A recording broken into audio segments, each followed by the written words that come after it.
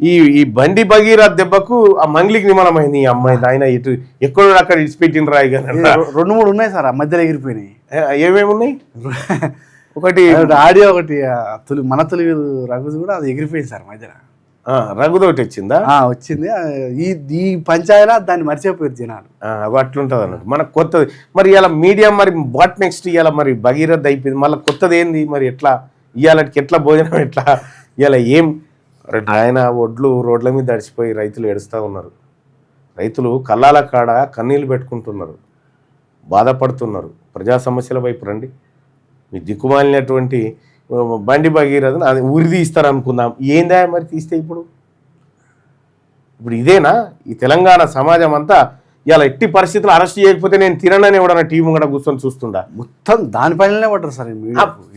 చూడు, అది ఒక వార్త. అందులో చూడాల్సిన కోణాలేంది?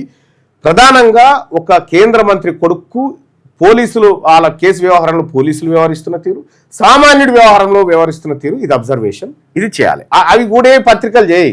నమస్తే తెలంగాణనేమో న్యాయం కోసం పోరాడు. ఇదే నమస్తే తెలంగాణ పత్రిక కేటీ రామారావు మున్సిపల్ అడ్మినిస్ట్రేషన్ మంత్రి ఉన్నప్పుడు ఎంతో మంది చిన్నపిల్లల పైన అత్యాచారాలు జరిగినాయి. ఇదే మేమున్నప్పుడు సిరిసిల్ల కాడ హాస్టల్లో ఉన్నటువంటి ఎస్సీ ఎస్టీ బాలికల్ని తీసుకుపోయి బీఆర్ఎస్ నాయకులు అత్యాచారం చేస్తున్నారని చెప్పి స్టింగ్ ఆపరేషన్ ద్వారా బయటపెట్టినాం.